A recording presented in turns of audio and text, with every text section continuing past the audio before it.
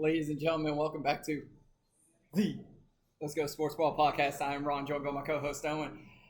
Playoffs are going very well. Oh. Let me tell you about the Yankees lose. But there's other news as well.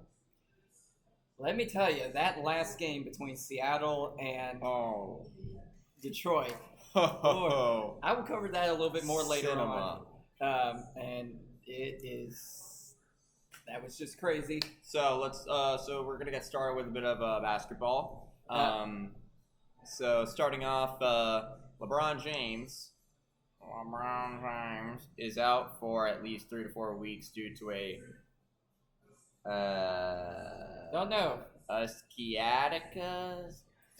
sciatica on his right side. I'm not a medical person, so I don't really know what that is, but pain from the side nerve down the back of the leg and back of the buttocks. His butt hurts, so Sportsball. Did you see his troll to everybody?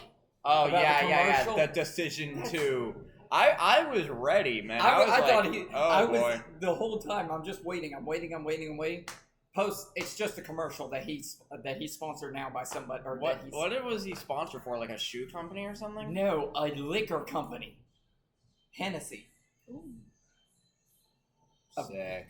It shocks me, but at the same time, I mean, he had to troll somebody. He had to troll the crowd somehow. Oh yeah, definitely. I mean, the decision to like I remember being like, oh, is he coming back to Cleveland? Is he gonna go somewhere else? I would have loved that, but then again, you would have been, oh, you're such a bandwagon. No. I would have said you are a bandwagoner. But anyway, so now that he's going to be out 3 to 4 weeks, I guess the Lakers won't be too terrible. They still got some good players. They still have Luka, which and Bronny. Still don't know why they got him. And they got Bronny. And all them. Yeah. So, staying in the West, not going to the West Coast, but staying in the Western Conference. Ja Morant is considered week to week after suffering a sprained left ankle in practice last Sunday. So he is not, in fact, fine in the West. He is very not fine right now. If you don't know what we're talking about, where he's been saying that over and over, Ja came out in the press conference at one point saying that they were fine in the West. So, because what happened was he was asked what team he's most afraid of, and he said the Celtics in the East. And so the interviewer asked, oh, do you not have any team you're nervous about in the West? And he said, nah, we're fine in the West. And keep in mind, this was after one good season. Yep. And that whole season, they were just talking crap and, Explain to me what happened in the playoffs. Oh, with pleasure, Ron. They got absolutely curb stomped by the Lakers. Yep. Who were going through a lot of drama in their own right. Yeah. But, it's the Lakers, so, it's kind of synonymous. But, yeah, so that really was one of, that was the funnier thing where they got punched right in the mouth. Yeah, they kind of deserve that. Oh, yeah, totally. If you're going to talk smack, you better own up to it. I mean, look at Baker Mayfield, look at Jamie Buckets at times. All those guys are able to talk smack and they own up to it. So, The man that shall not be named, and you said his name. We're past that point, Ron, and you said it before too. I know. Wait, I'm confused. Are we talking about Jimmy Buckets or are we talking about Baker Mayfield? It's okay, Cleveland fan. Moving on. This was something I was not expecting. The New York Knicks emerged as the only team Giannis Antetokounmpo desired outside of Milwaukee in the offseason. Sources told ESPN and the Knicks and Bucks engaged in talks for a window of time. Could you imagine Jalen Brunson, Karl Anthony Towns, and Giannis, the Greek freak? That would be an insane line. That would be crazy. Eastern Conference Finals would have been Cavs and Knicks. Think about that matchup. Yeah. But like, I mean, that's the thing, because I don't know what they'd have to give up for him necessarily. But I mean, A lot. Yeah, but Think because, about I mean, it. New York already has a solid enough core. I mean, they need a little bit of help, but but bringing in a guy like Giannis, well, yeah, it would probably help them. I don't know. It would probably feel like excess goods, and it might, make them a bit too top heavy. But you know what do I know? I'm not a GM. So the NHL is starting to ramp up with the beginning of the season. Unfortunately, I'm pretty sure both of our teams have yet to win a game. Because as a Lightning fan, I'm totally fine with the fact that our team decided to not do anything about our defense, which has been our problem. That's definitely I'm definitely fine with it. I'm definitely fine with it. Well, I think my team looks like Columbus is doing a little bit better than you. Well, okay, so Columbus is 1-1. Tampa Bay. Oh yeah, we're doing better. Tampa Bay. I don't want to think about it. So let's talk about the sports puck. So starting off with probably the biggest news of them all, Connor McDavid, my man, got paid. He has been re-signed to the Edmonton Oilers with a 2-year, $12.5 million contract deal. Wow. 12.5 AAV. But for 2 years, That's interesting. I thought they were going to go a little bit longer than that. So. Yeah, I mean, he wants to win, and I guess he's just looking to see if he's going to be able to do that at Edmonton, because we've been hearing a lot of stuff about Toronto wanting in on him. Right. I've heard Florida wanting in. I've heard like people say that he could take the Gretzky route and head to LA, and I've heard Tampa in there for some reason. Like, I don't know. But yeah, so there's a lot going on with that. There's a lot of moving parts to the story, and I'm pretty excited to see how this goes. Yep. Also, a couple of other... Speaking of the Oilers... There's a couple more signings for his teammates, I should say. Jake Wallman. Finally, an easy name to say. There you go. Jake Wallman has signed a 7-year, $7 million AAV contract. I think it's just a contract in general. I think it's... no, he's extended. Is it extended? Yeah, it is extension. It says it right in front. I'm in big letters there, bud. But yeah, I know. Shush. But that's... How did he get that much? And Connor only got 2. Well, I mean, Jake Wallman, he's had a bit of a rehabilitated career, because last year he was a little... he could have been better in San Jose, but after coming to Edmonton, he did pretty well for himself. He was the big piece in helping the Oilers get to the final, but unfortunately was not good enough to help them win the cup. But yeah, so Gritty's for all day, because he went viral for doing that. Every time he scored like an overtime winner, he would do a Gritty on the ice. There was also another person that got signed. I'll let you cover that one. So, Matthias Ekholm has been signed to a 3-year, $4 million AAV contract extension.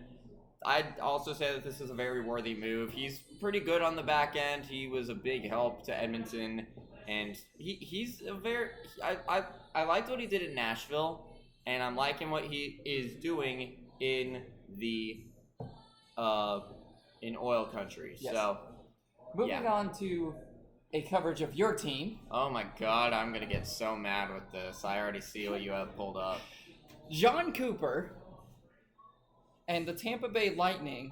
John Cooper has been fined $25,000.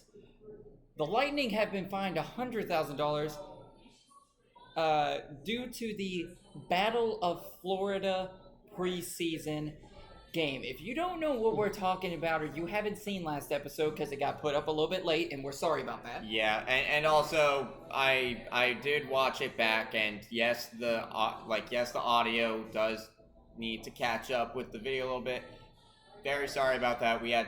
There were a lot of technical difficulties and stuff like that. It took a long time, but yeah. But if you didn't know what happened, there was probably about 19 players that from both teams, not 19 players each, 19 players from both teams that were put in the penalty box.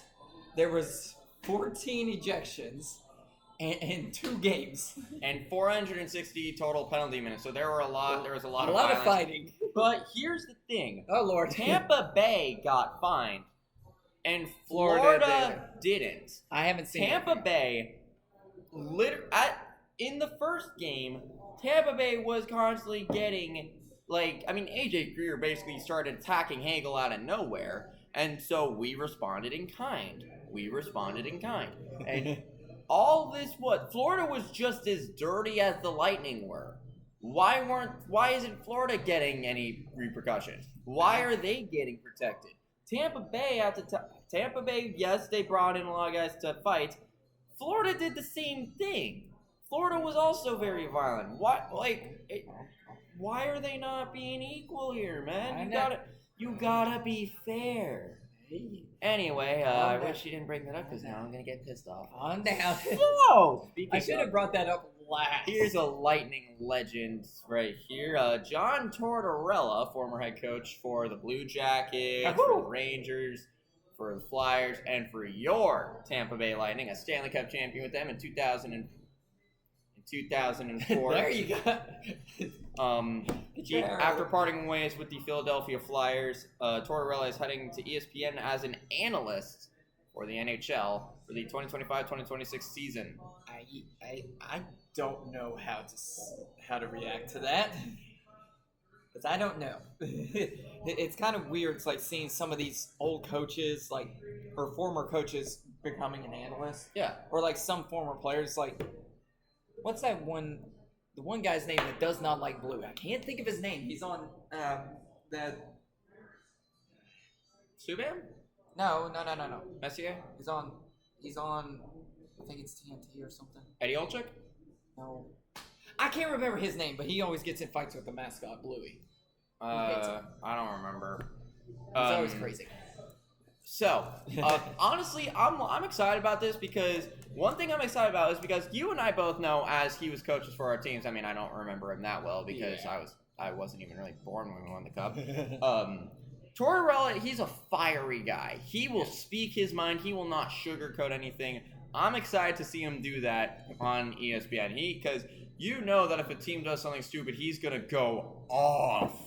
And even though he won't be allowed to curse, which makes me kind of sad, it's going to be amazing. So I'm pretty excited. Oh yeah, I'm pretty excited to see him up there because it will be hilarious to see him rip teams to shreds. So, Winnipeg, winner of the President's Cup last year. President's Trophy. Excuse me. President's Trophy last year. Head coach Scott Arniel has announced that Cole Perfetti, right? Yep. Yay. Yeah, you got it. Will be out week to week following an injury suffered in a preseason game against the Flames. Ooh. Now, does that hurt them, do you think? A little bit. I mean, he's a solid player on the back end. And I mean, they have good players back there like Josh Morrissey and stuff like that. So, I mean, it could be worse, but it could be better. Speaking of the Jets, of course, they made a damn good decision in re-signing Kyle Connor to an 8-year, $12 million AAV. This is a very worthy extension for Kyle Connor. He's one of the more underrated players in the NHL. He's a fantastic player. He shoots, he scores a lot. He had a brilliant season last year, so this is a very worthy extension. I'm hoping that he gets a lot more recognition because hopefully because I mean comparatively he's not he doesn't get a lot of love. Yeah. I bring some love for my boy. Golden Knights declare Alex Pietrangelo. I guess You're good. Pietrangelo out for season and the playoffs. Yeah. That is, I think. I feel like they already brought this up months ago. Well, they just brought it up 5 days ago when I saw it. Well, yeah. So I mean, he is very much on the wrong side of 30, and especially in the NHL, those guys tend to be made out of glass. So I'm not too surprised. But what else I'm not surprised about is another amazing forward got himself paid. This is the week of people extensions. going to the bank and being like, Have a paycheck. So, Jack Eichel, one of the best centers in the NHL, has been extended by the Vegas Golden Knights to an 8-year, $13.5 million AAV contract extension. Yeah, Vegas has a lot of money. So this makes absolute sense. I mean, he is, oh my God, he's such an amazing player. Oh, yeah. Buffalo is currently seething in the corner. Yes, very much so. Sorry. I think he's far away. Oh, yeah. One news that I am very happy about, Cam Atkinson is going to sign a 1-day contract with the Columbus Blue Jackets. And he will sign that on October 16th, and he will officially retire as a Columbus Blue Jacket. When I saw that, I was so happy to see him at least back for one more game. I mean, it stinks that it's 1 day. I wish it was like 1 week. Well, yeah, but I mean, Cam Atkinson had a great career in the NHL. I mean, he played for the Jackets and the Flyers and your Tampa Bay Lightning. So he was he obviously loves Columbus. Yeah, he was a 6th round. Yeah, of course, because he actually did stuff there. He was. I'm sorry, Cam. I still love you. He was a 6th round pick in 2008 by the Blue Jackets, and he recorded 489 points in 809 NHL games from 2011 to 2025 with them, with the Blue Jackets, the Flyers, and the Lightning. So I mean, great career for him. I am disappointed that he wasn't able to do more with Tampa Bay, but I would love. At the end of the day, it wasn't meant to be. Kind of like with Connor Sheary. Yeah. Another one that's been retired, or something that's being retired. Yeah. This time a jersey. The Boston Bruins are going to retire Zdeno Chara's. Zdeno Chara. I was close enough. Number 33 jersey / sweater.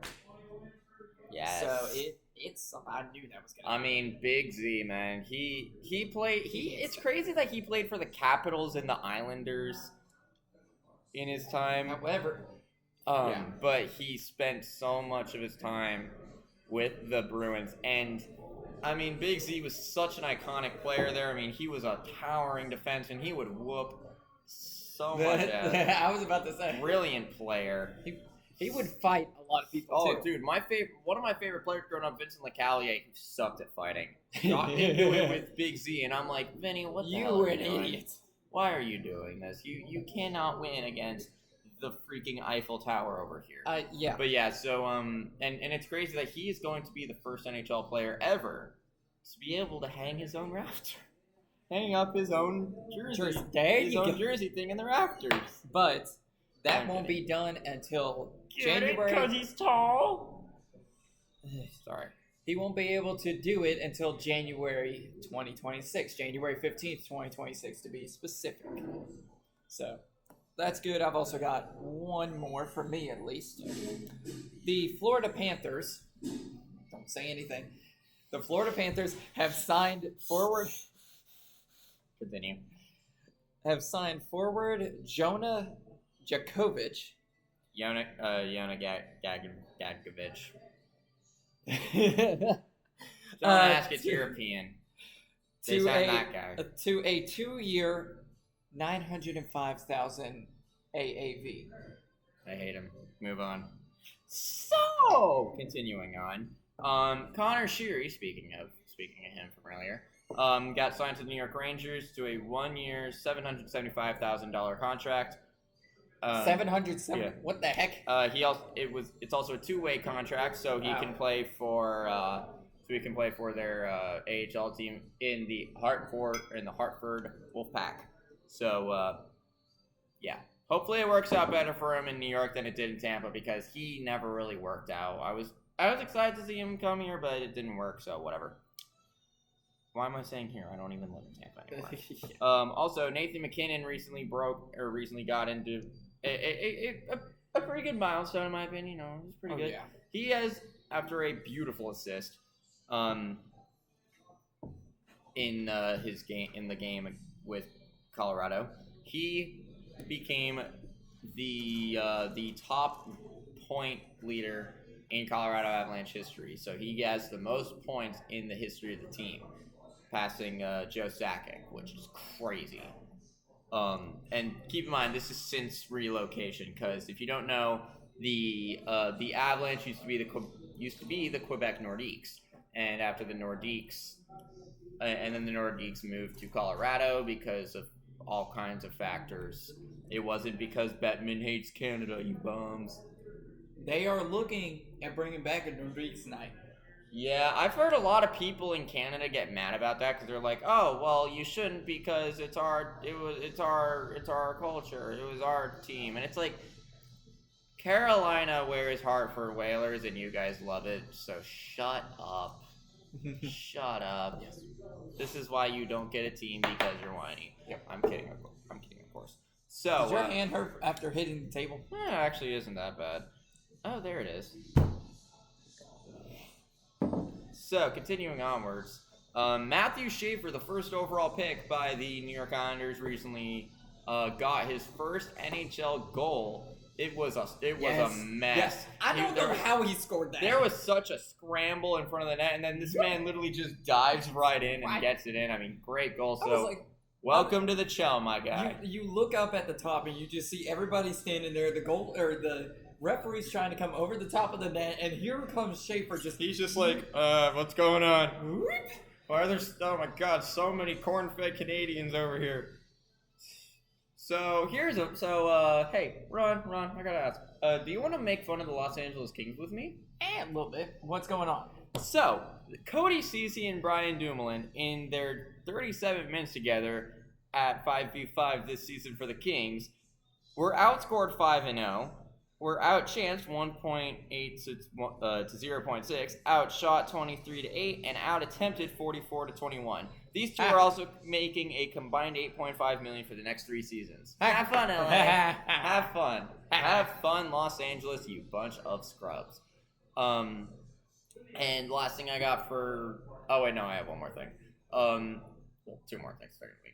The Edmonton Oilers have also signed Jack Roslovic to a 1-year, $8.5 million contract, which is crazy. A former Blue Jacket. At the age of 28, he put up 22 goals and 39 points in 81 games with the Carolina Hurricanes last season.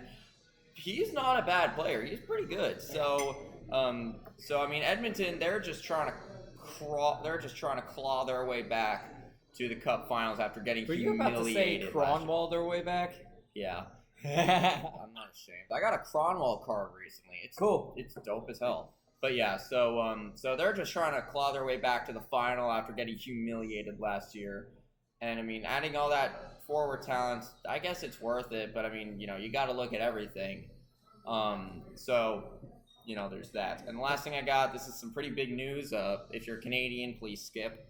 The NHL. So according to David Pagnotta, I think, the NHL expanding to Atlanta and Houston are as much of a lock as Utah was, and there's also belief that Arizona might be in the mix for an expansion franchise as well. Wow! If you can add Quebec in there, honestly, I will go to bed happy. So, here's my opinion.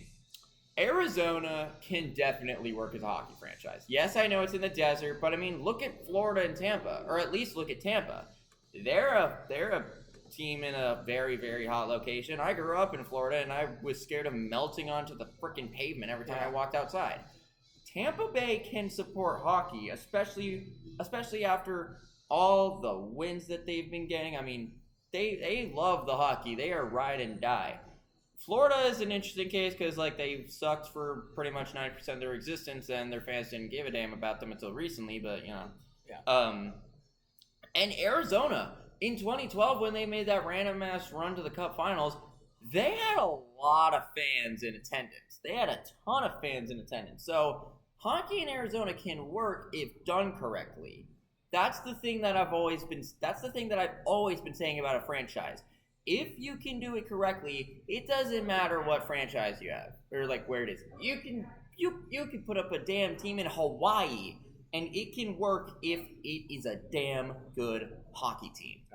That's what I've always been saying. Okay. And Atlanta can definitely work if it's done right, because the Flames actually had some fans when they were in the Atlanta franchise, and Houston, they've been trying to get a team for years. So, yeah, and Quebec, I understand that there are a lot of hurdles when it comes to that team coming back, but honestly, if they can work that out, we will be so back. Yeah. All right, so let's move on to baseball. The championship series in both conferences is officially set. Jinx, you owe me a Coke. Oh, look at that!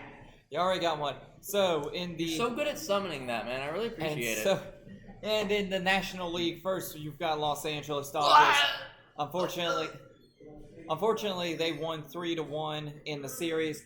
And the way that they lost, or that they won the series, it absolutely heartbreaks me and the Phillies fans. I know that. It is, Bell did not go dong.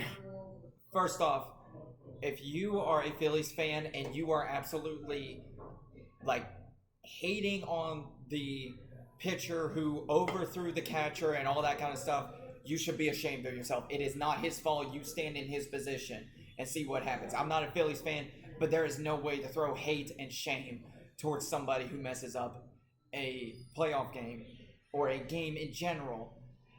There's no reason for people to be doing that. Absolutely. I have to get that out of my system, because after what I have seen with people posting and everything about it, like specifically hearing from second sources and everything, that is something you do not do. Yeah. As much as I love my favorite teams and I may yell at the players sometimes, but I'm not going to say hateful things on social media or anything about them. Let it happen. Yeah, First off, they're making more money than you. You're probably sitting on your backside right now watching a couple of people that don't play sports. Yeah, but it's... I wonder who. But and this goes, and I'm not trying to make it about hockey here, but you know what I mean. I mean, this goes back to the Cup Finals last year when Stuart Skinner, who he's not a wonderful goaltender. I'm sorry, Stu. I love you, but you kind of blow.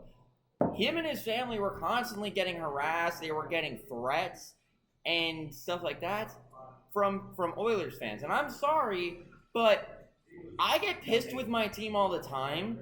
I get pissed with my defense all the time. But I'm the last person that's gonna be going into the DMs of my favorite team and being like, I hate you and I hope you fall off a cliff or something like that. No, that is absolutely disrespectful. And I think I remember sending you this thing where in this one post, when they were talking about it, everybody in the comments was like, yeah, this is horrible. And one guy said, oh, well, maybe you should try not being terrible. And your boy, Elvis Merce Lincoln, jumped in that reply and said, you're one to talk since you're sitting on your couch. Elvis, Yep. Absolute king. But let's get back to that after that little intermission. Sorry. So Los Angeles beat the Philadelphia Phillies 3-1 in the series. And the Brewers beat the Cubs. Can I get a... And I don't even hate the Cubs. My dad likes them.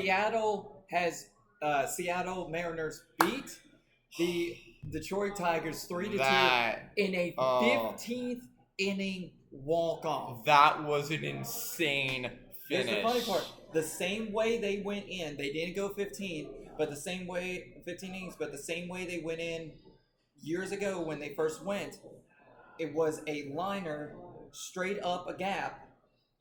That one was the 5-6 gap. Yeah. Was the 5-6 gap and went up the other side. This one was right through the 3-4 gap. If you don't know what I'm talking about, Sportsball. The 3-4 gap is between first and second baseman. The 5-6 gap is between third and shortstop.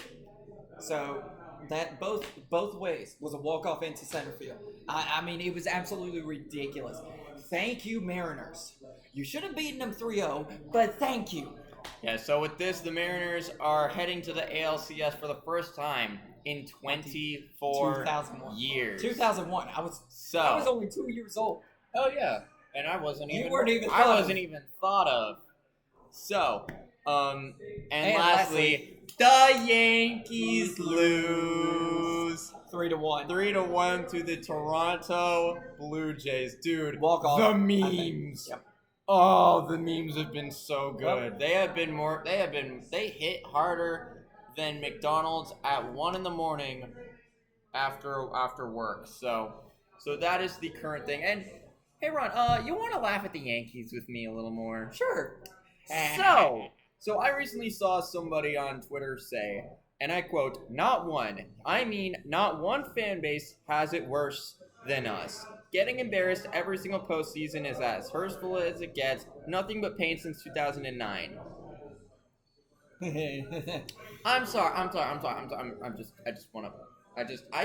just want to get one. I just need to get one. I need. Get your ass back down here. The Yankees have it the worst. The Yankees? Whatever. Hold on. Okay. Let's move on. Hold on. The Rays have been on the verge of relocation for like the past million years because their stadium got blown up by a freaking hurricane. Guardians fans don't know what to call their team, and they haven't won a World Series since the 40s? 1948. Since 1948. The White Sox and Rockies exist. The O's are constantly suffering. The damn A's lost their team, and now they don't have any fans. Yeah, basically, yes. And the Angels are having to watch Mike Trout rot in the corner and are dead inside because, Ohtani is balling out. I mean, and the Yankees have it the worst. Because they aren't winning every single World Series. Is it 20? You've already won 7 in a row. I'm sorry, I just gotta know. Is it 27? Is it we have 27 rings, or is it no one has it worse? Can you make up your mind? Because it can't be both situations. You did not just say go. It Rays. cannot. Because it cannot be both. It can't be both. Even the Mets, they had to watch their team completely collapse. See, this is why nobody likes the Yankees. Bro, you guys suck. Well, get over it. Well, here's the funny part. They're about to lose a great player, first off. Cody Bellinger is reportedly expected to opt out of his Yankees contract and become a free agent. Y'all are so... Ron, I have to know. Are we in fact back? Oh yeah, we are so back. The Yankees lose, baby. I mean, life is so good. Can I just I'm unfortunately... Oh, come on! No, I'm sad. I was about to say, unfortunately. Rays legend. And Kansas City legend. So, Brett Phillips has Brett Phillips has retired after 7 seasons with the Brewers, Royals, your Tampa Bay Rays, the Orioles, and the Angels of Anaheim. I mean, Brett Phillips, he was the Game 4 hero in 2020 with the Rays against LA. I mean, what a beautiful finish in that game. I wish we could have won it all. I'm close. Still dead inside. It would have counted. Quit calling it a Mickey Mouse ring, and I hate the Dodgers. But, I mean... Who doesn't hate the Dodgers at this point? He had a great career. He had an amazing game in that World Series. If only, our manager didn't screw us. So, best of luck to him in retirement. You are forever a Tampa Bay Rays legend. And I will always love that finish. And also, hold on. I forgot. I got 2 more things, actually. I got 2 more. Oh. This is epic. Oh, my God. We're so back. So, the Tampa Bay Rays new ownership groups, headed by Patrick Zalupski, has announced that the number 1 priority for them is to build a stadium in the Tampa Bay area that is set for opening day in 2029. Yes! Yes! Yes! He's wanted Tampa Bay to move stay. I have wanted them to move to Tampa. We do the Rays need to not be in St. Pete. They need to be in Tampa with the Bucks and the Bolts. I've been saying this for years, and every damn episode of the podcast. Go Sportsball. So, Sportsball. We're talking about baseball, you egg. So let's just call you egg. Why would I call you an egg? I'm not. This isn't Shakespeare.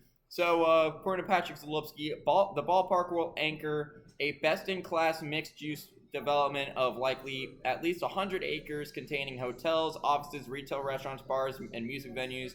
This list of criteria is effectively everything we believe. I'm sorry, am I having a stroke? Yes, possibly.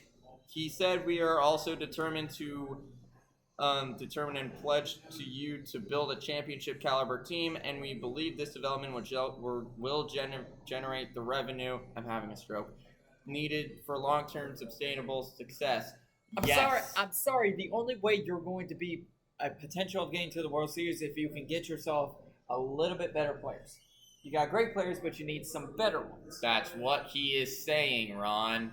Well, that is what he is saying. Because, I mean, we have good players right now. I mean, Caminero, keep my boy around. He's been balling out. And I mean, we have some solid players in there, but we need to build off of that, especially after a certain player who I don't want to name was revealed to be, in fact, a horrible human being. I don't want to say his name because, frankly, if I do, I'm gonna throw up. Don't laugh; it's not funny. So, the last thing, the Philadelphia Phillies, like the Yankees, are in fact screwed because the Phillies' pending free agents are as follows. Kyle Schwarber, he'll stay. JT Realmuto, him too. Max Kepler, Ranger Suarez, David Robertson, Jordan Romano, Walker Buehler, Jose Alvarado, who's a club option, and Harrison Bader, who's a mutual option. I think are they screwed? I don't. They are kind of screwed, especially if they lose Kyle Schwarber. But I think they are going to keep, if not all, I would say majority of them. I say Schwarber comes back because he has done a great job there. And plus, how far they have gone, I think they stay. If I'm them, I would stay because there is... I don't know what to say. So, let's move on to America's real pastime, football. So, we had already looked at this prior to recording today. We're going to start out with college football. First off, top 25 rankings. I'm telling you, man, getting into college football, oh my god, it's been such a good idea. I freaking love it. It is cinema. So Jenks, you owe me Coke. You got it. So, number 1 and number 2 basically stay the same. Indiana moves up to number 3. Texas A&M moves up to number 4. Number 1 and number 2 are Ohio State and Miami, by the way. Yes. Indiana moves up to 3. Texas A&M up to 4. Ole Miss drops to number 5. I was about to say. Bama moves up to 6. Texas Tech moves up to 7. Oregon drops to number 8. I'm not doing it right now. No, I got it's here. Georgia. I always get it wrong. Georgia moves to number 9. LSU moves to number 10. Tennessee. Rocky Top.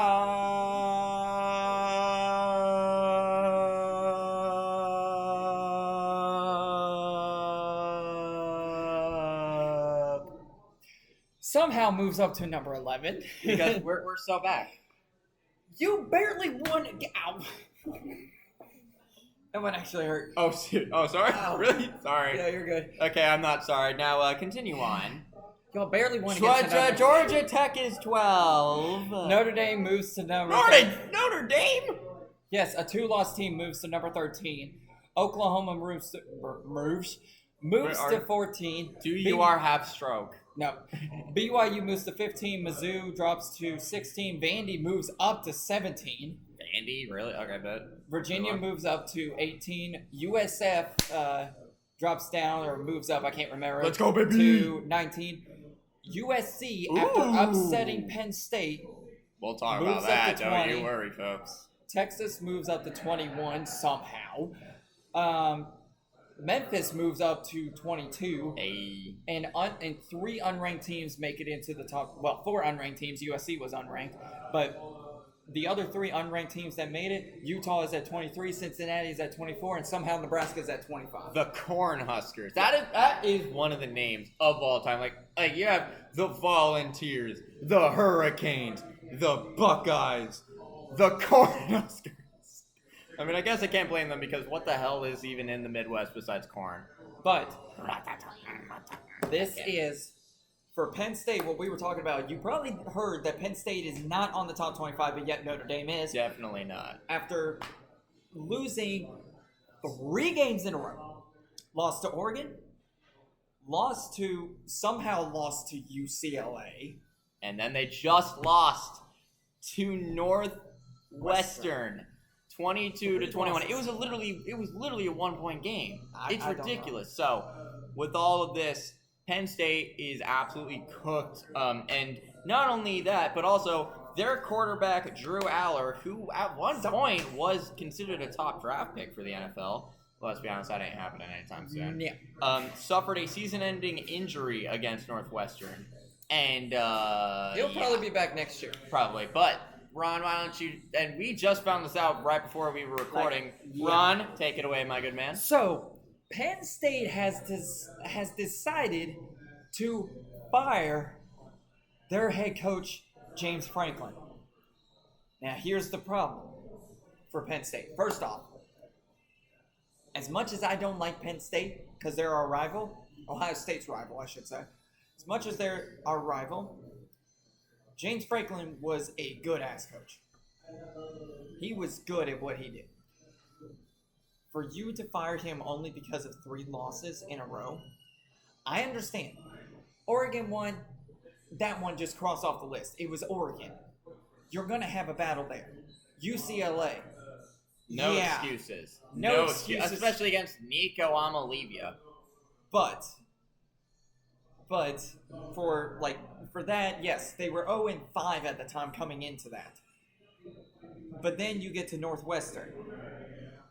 I guess they're a decent team, I don't know, but that one could have been a lot better, but oh well, it happens. So hopefully they find a coach. They did find an interim. I can't remember who it was. I'm going to have to look back here. It was... Got to find it now. So it is Terry Smith. He will serve as the interim head coach for Penn State. Another thing about this, James Franklin's contract, there's a $49 million buyout. Wow. The only other biggest one that there was back in 2023 with Texas A&M and Jimbo Fisher. Wow. The largest buyouts in college football history. That name is one of the names of all time. Jimbo Fisher. That is epic. Jimbo Fisher. His contract buyout was $76 million. Yeah. 76. So, Penn State owes him that amount of money. Oh boy. You could have used some of that money and just in. Okay, that's the same thing. I was about to say. It's the same thing. Don't worry about it. But that was, $49 million. You could use that to get a new head coach. But you screwed up. Yes. I understand. Again, I understand with the 2 losses, these recent losses. But for crying out loud, think first. There's also another firing. Oregon State, the Beavers, have fired their head coach Trent Bray. Not surprised. Trent Bray, after an 0-7 start this season. To the year. Who's surprised at this? They've been horrible all year. So the Beavers are just one of 3 FBS teams without a win this season. One of 3. So that means every other one has at least 1 win or more. I'm not even going to argue with that one. So, recently Sports Illustrated came out with a 2026 mock draft for the NFL. So I'm only bringing this up now because, college football, so it kind of balances. Yeah. So, at number 1 overall to the New York Jets would be Dante Moore, quarterback for Oregon. They don't need another quarterback. Yes, I guess I can. Yeah, that does actually kind of make sense. Jumping down it does kind of jump around here because I wasn't able to find Jump the article. around. Shut up. Jumper hat. Number 6 would be Lenora Sellers to the the Las Vegas Raiders. Sorry, I don't know why I keep calling them Oakland. But yeah, I mean, I guess that would kind of make sense because Geno Smith is not doing well at all over there. He's basically been Rich Gannoning himself all around. And then at number 7, Jordan Tyson, wide receiver from Arizona State, would be going to Tennessee, which does make sense because their receiving core is not doing well. Yeah, Calvin Ridley, get better. Yeah. I mean, they definitely need a lot, especially with their O-line, because, I mean, Cam Ward's been dying out there. I mean, he whenever he's able to actually play, he's been doing pretty good. You know, when he isn't getting killed by D-lines. They got 1 win so far. Yeah. Then at number 8 would be Mekhi Lemon, wide receiver from USC, would be going to the New York Giants. I do think this makes sense because, I mean, their receiving core outside of Lake Neighbors is a little iffy. Yes. I mean, he's out, but... Yeah. Then at number 10, the Kansas City Chiefs. I was actually scared that I would slip. Yeah. Kenyon Sadik, tight end out of Oregon, would go there. And I mean, Take over Travis Kelce. I guess, but I mean, at the same time, I mean, it is a down year, but we'll have to see if this is permanent. Is it really a down year? I mean, is it really a down year? I mean, he was good last year. Yes, but is it really a down year for the Chiefs? I don't know. My point is they lost to the Jaguars, and that was such a crazy game. I watched that live, and the way that Trevor Lawrence was just falling over himself and falling over himself and falling over himself, and then he jumped in, that was crazy. And Chris Jones has been getting a lot of flack for that. In my opinion, it is 100% warranted because my man literally was like, when that happened, and I've seen Chiefs fans try to explain that away and be like, oh, well, he knew that was going in, so he knew there would be no points. I'm sorry, he had all the time in the world to stop that. Why don't you just admit that he screwed up? Also, and anyway, at number 13, I saw that. Number 13 would be the Arizona Cardinals selecting Jeremiah Love, a running back out of Notre Dame, the team that Ohio State beat recently in the national championship. Then at number 15, Fernando Mendoza, a quarterback out of Indiana, would be going to the Los Angeles Rams. And that is so freaking low that they're predicting for him. That is ridiculous. Can you not? I'm trying to tell the people. Then at number 19, Carnell Tate, wide receiver from Ohio State, would be going to the New England Patriots. That is so low. Drake May needs weapons. I mean, now that his O-line's been a little more solidified with Will Campbell in there, he definitely needs a few more receivers outside of Stephon Diggs. And at number 25, I know we're jumping around a lot. I couldn't find the original article. John Mateer would be going to the Pittsburgh Steelers. He would be the great king of the Yinzers. And I do think this makes sense because they need a quarterback. I mean, Will Howard isn't ready. He's not ready quite yet, but he's going to be a lot more ready than he is. He's not ready, and Aaron Rodgers is definitely not going to be a long-term solution. And then the Jacksonville Jaguars would send their since they sent their pick to the Cleveland Browns after last year. We'll get to that later. I mean, not really, because that happened in the draft. Duh. Never mind, I'm stupid. So Chris Bell of Louisville, a wide receiver, would be going to the Cleveland Browns. Ron, what are your thoughts on that as a Browns fan? We don't really need him. I mean, the Browns do have great receiving, receivers and everything.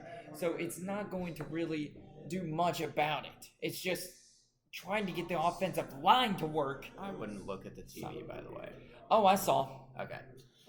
So that was the mock stuff. So Ron, you just saw something. Lay it on me. Yeah. So this is pretty recent. Apparently, Auburn retired Cam Newton's number 2 jersey at halftime against their rival Georgia. App State. That I knew that was happening. Well, I didn't. Obviously. I mean, Cam Newton, man, he was such an incredible quarterback. He was a great quarterback in the NFL, but at Auburn, he was even better. He won them a natty.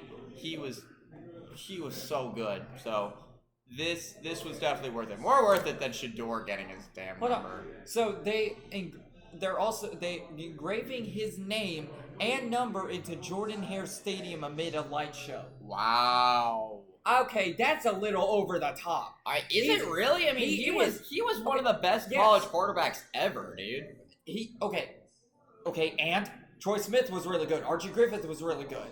They just have Archie Griffin got a damn statue outside of Ohio State. Okay, you took a picture with it. It's not engraved. You took a picture with it. It's not engraved in the stadium though. Some teams have other traditions. Some teams have other traditions. My guy, chill. So, let's move on. So there's been a lot of talk about former New England Patriots head coach Bill Belichick, not because his girlfriend is probably 30 years his senior.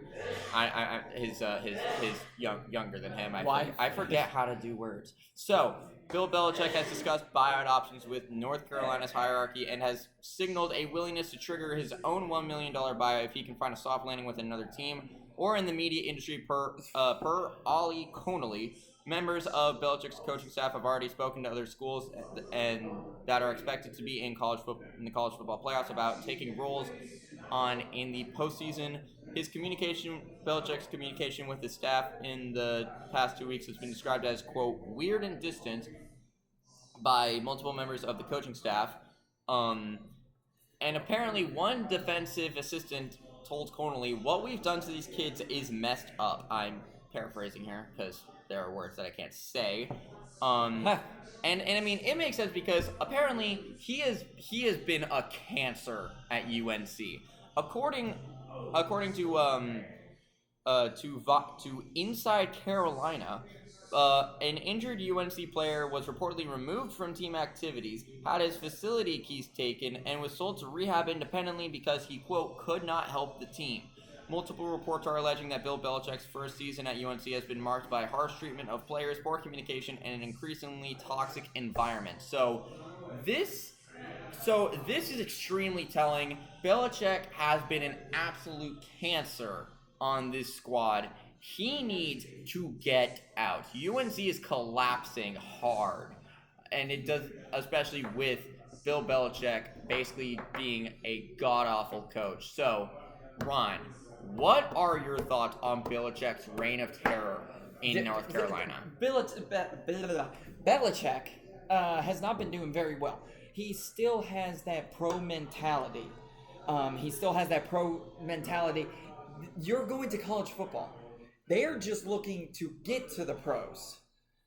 That's the thing. They're just looking to get to the pros by chance. You don't need to treat them or push them to be like the pros at all. We gotta stop going for field goals. There's a Browns game going on up here, so I'm just and the kick is it's good. It's good. Thank you. Andre Schmidt can kick the Golly, ball. okay. Good on him. Good on him. Now we're down. Okay. I'm You kidding. saw that against the winning. I'm just messing. But yeah, so I mean, this is extremely telling. Yep. He needs to leave. I mean, and I've recently seen people say this, and honestly, I want to get your thoughts on this. I've heard people say that Belichick was carried by Brady and that he's really not that great of a coach. What are your thoughts? No, I don't think so. He brought Brady from nothing to something. Yeah, it's 199th pick.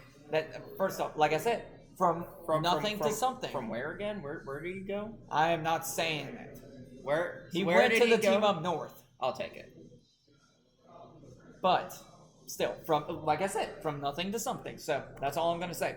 You can't explain that. Just because he left and Bill Belichick and the New England Patriots weren't doing that good the season or the couple of seasons afterwards, doesn't mean Jack Diddley squat. Yeah, and I mean, and believe me, if I thought Belichick would be able to actually, take UNC from a okay team, like to Decently something amazing, I totally would have been down for it. But unfortunately, he's been a cancer. He's been a horrible player, and I'm not gonna a horrible coach, and I'm not gonna sit here and act like it's his girlfriend and /wife/fiance doing everything for him.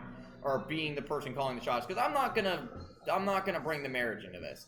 But it does not help that Belichick's been a bad coach. He's been screwing the players over. How long do you think it's going to be before players start coming out in droves and talking about this? How long do you think it's going to be until they all start being like, yeah, he was a horrible coach. He treated us all like trash. I'm not expecting them to get coddled and, get read a bedtime story with a plate of warm milk and cookies, but damn, you got to treat them like they're, collegiate players and not like they're on the verge of winning a Super Bowl. It's ridiculous, all right? You can't put that kind of pressure on kids because they're already dealing with a lot with things like schooling grades and whatnot. Yep. So, moving on to... Just my opinion. Moving on to the NFL now. First off, I have to update this a little bit, nor do I know if there was a takeaway in this game, today's game or not. For the first time in NFL history, the Jets are starting 0-5, now 0-6 because they just lost today. What? Yeah. No, because you said 0-5, so I was trying to be funny. It didn't but work. They went to 0-6 today, and I don't know about any takeaways. There was one turnover, so I think they're still at 0. But they lost 13-11. Jets, fire your head coach, fire your GM. You might as well make a whole new team. This has been just a giant butt fumble of a year. After you lost Justin Fields, that's when you started going downhill. Or wait, did they gain Justin Fields? No, they have Justin Fields. Okay, wrong. They have him right now. He's playing. I forgot. So he's starting quarterback. So so the Jets have been god awful. Their season has been more. Their season has had more holes in it than Mark Sanchez after what happened. Okay, let's not bring that up. That was too soon, eh? Moving on. Too soon? Yeah. Yes. I felt that I was saying it. So, speaking of the Jets, sources believe that Miami Dolphins owner Stephen Ross would be interested in Rex Ryan as a potential head coach option because he wants to target a disciplinarian type of coach with experience in the league. You mean the guy that screwed Buffalo? And the Jets?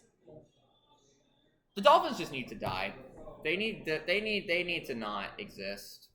Or at the very least, there's this guy named Dan Marino. You could probably get it. You need another one of him. Please. This time, without screwing his career, but whatever. Yes.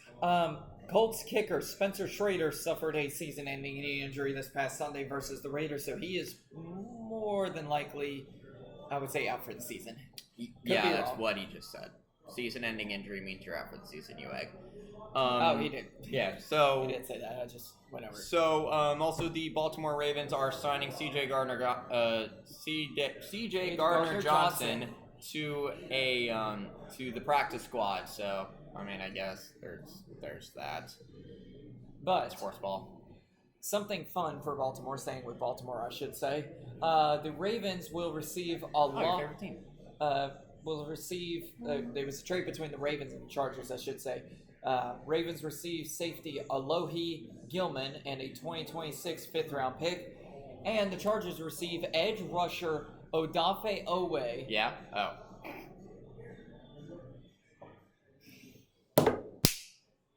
No.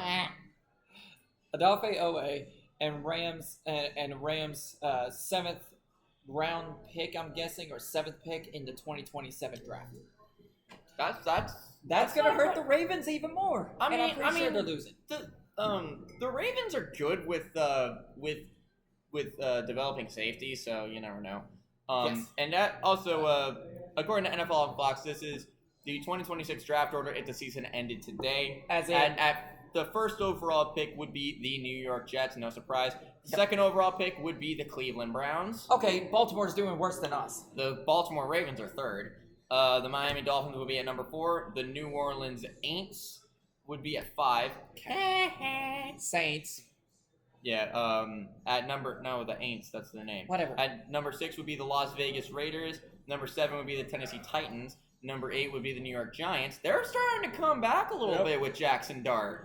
I'm telling you, Jackson should have started. You should have seen Jackson Dart and Cam Scattaboo are absolute kings. You should have seen the boos that were raining down. I think it was think it was last Sunday or last. It was Thursday Thursday I think, night game, against yes.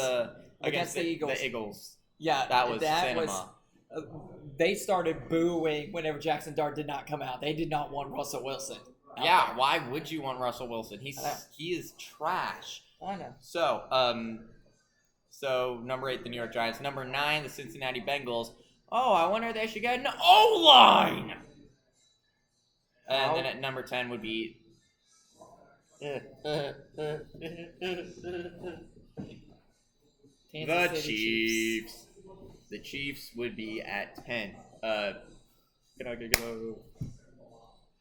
But speaking of Cincinnati, Oh yeah, I almost forgot about this. So a couple trades happened with the Cleveland Browns. take it away, Ronald McDonald. First one that happened I'm never calling you literally later on that day last week. Yeah, I remember you were so mad.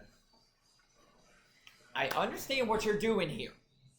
The Browns are trading QB Joe Flacco and a 6th-round pick to the Bengals for a 5th-round pick. So we get nothing but a 5th round. Well, First I mean, off- you're not going to get a first rounder for Joe Flacco because let's be honest, he's not that good. Okay, Dylan Gabriel is really good. Does that warrant getting rid of Joe Flacco? Yes. No, it does not. No, it doesn't. Just make him the backup. Because first off, Shador is not game ready. He is not ready to be in the NFL. He should be back on the practice squad right now. He should not be up there as QB2. So, Yeah, I remember you showing me that thing before we got started. That was funny. So,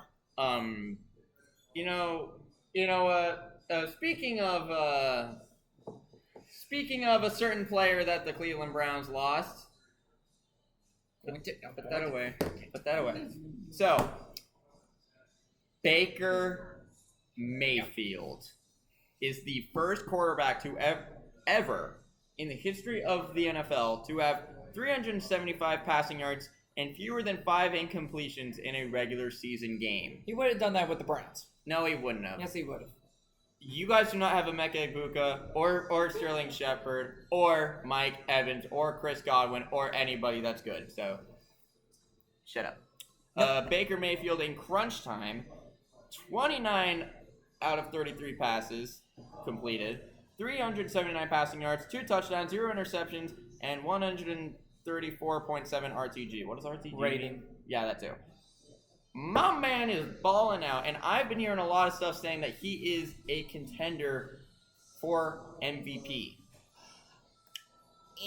So, ranking the top 5 candidates for NFL MVP by Gilberto Manzano from Sports Illustrated.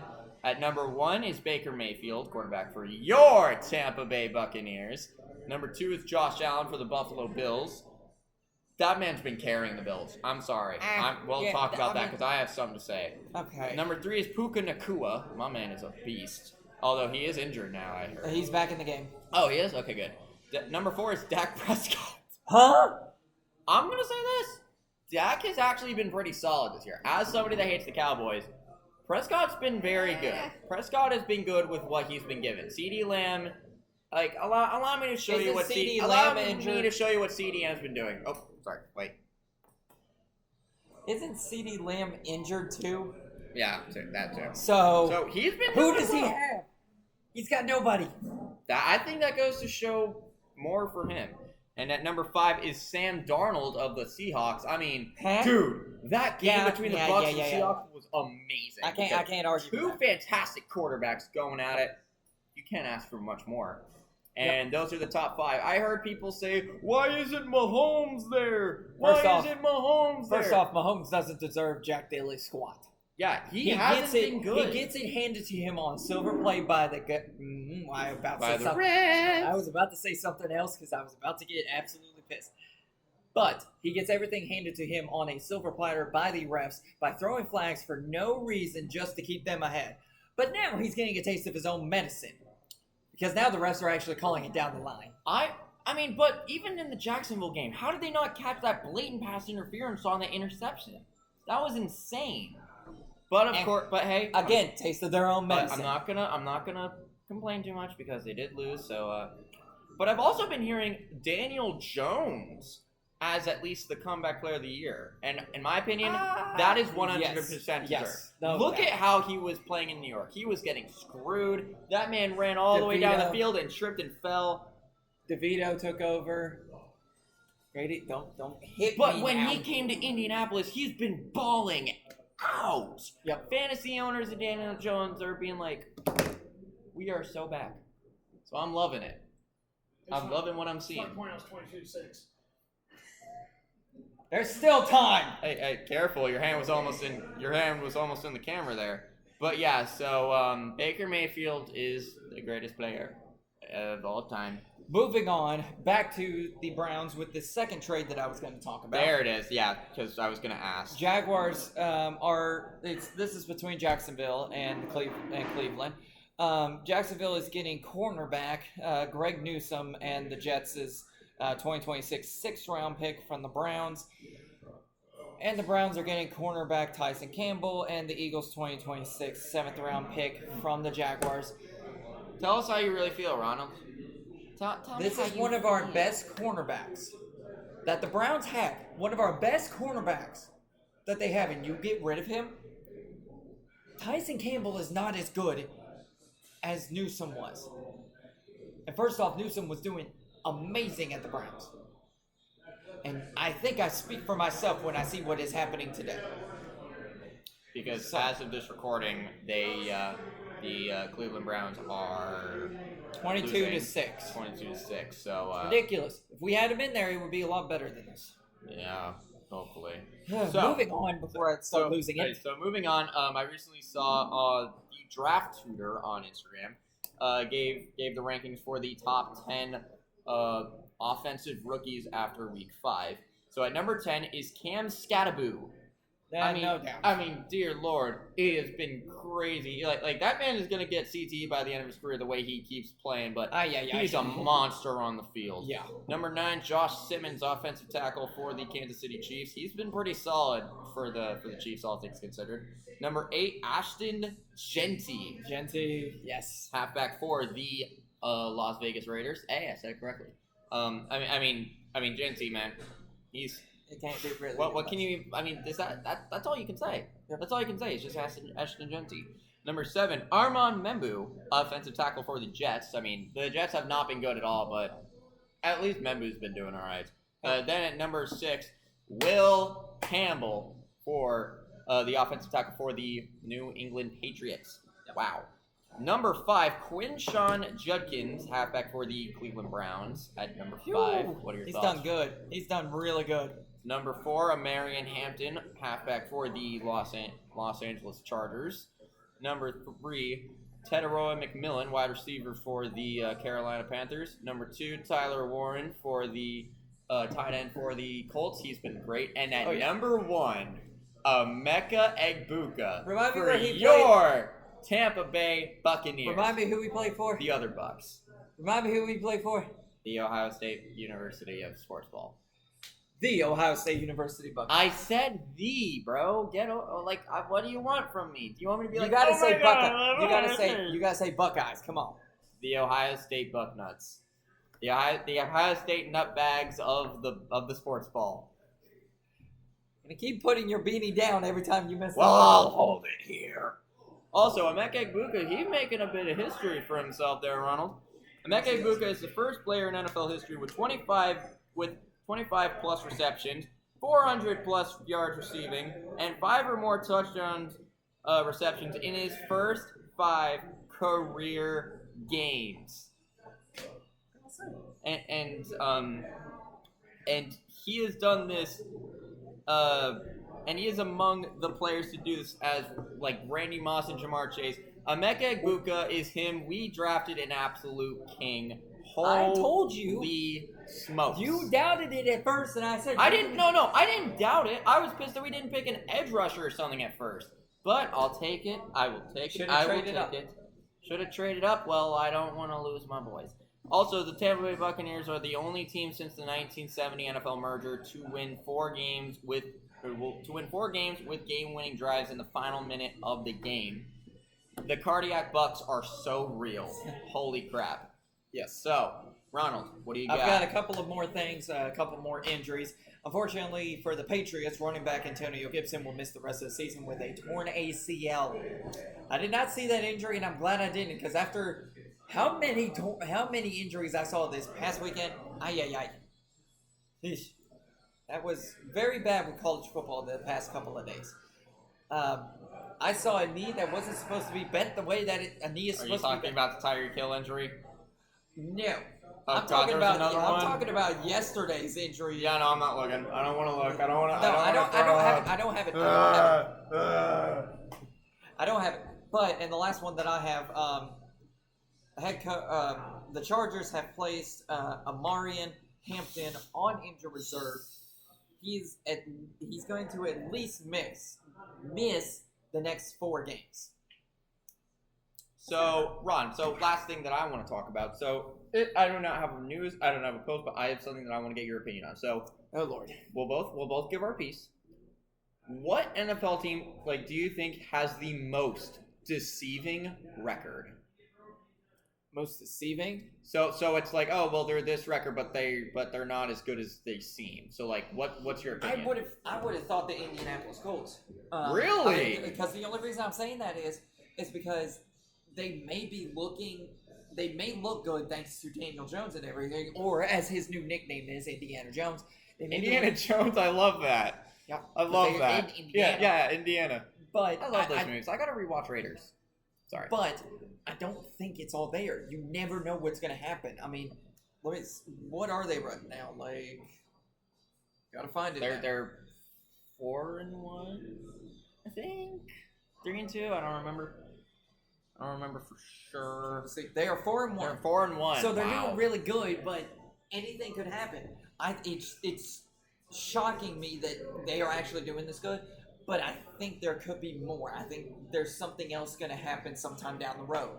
So we'll have to see how it goes. So, hold on. I gotta check. Can you move back a little bit? Stay back there. Get So- over here.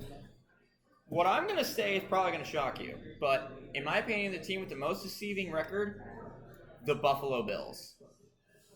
I think the Buffalo Bills have the most deceiving record right now. I know how that's going to sound. I know. But the Bills they are a mess. Josh Allen and James Cook have been very, very good. Their defense has been god-awful. Their defense has been really bad. Yes, they lost Ed Oliver. Yes, they've been losing a lot of players to injury. They've been very messy. There's a fly over here. Okay. They have been very, very messy. I mean, their offense is literally being carried by Josh Allen, and he can only do so much. I mean, they have been struggling against teams they should dominate. Against the Saints, they should have shut them out. Against the Dolphins, that could have been a bigger blowout than Georgia Tech beating the crap out of Cumberland. The Saints have been doing decently. I understand they got Rattler at a quarterback and he shouldn't be as good, but they've been and they doing have Tyler decently. Shuck at backup. Okay. But they should be dominating these teams. They aren't. They have been very messy. They have been very iffy. Their offense has been struggling. I'm sorry. I don't see them win. I don't see them making the Super Bowl. I just don't. I don't know. I think it comes down. And this is coming from somebody that likes the Bills. I consider them my B team for the I consider them my B team for the NFL. But I'm sorry, I don't see the Bills doing much until they make these right plays. Because Joey Bosa hasn't been that bad. But outside of that, what else do they have on defense? Yeah. So we should probably stop this before Mike comes over here and hangs me. So I'm not gonna thank you go all very much for watching. Hope you all enjoyed. Please consider just leave us a like and subscribe and play like Cam Scataboo and absolutely headbutt the hell out of the notification bell. Not through your laptop or computer though. Yeah, please don't, because I don't want to be liable. Responsible. I don't want to be liable for y'all breaking your crap. So subscribe, tell all your friends, don't show up at our house, and of course, go Sportsball!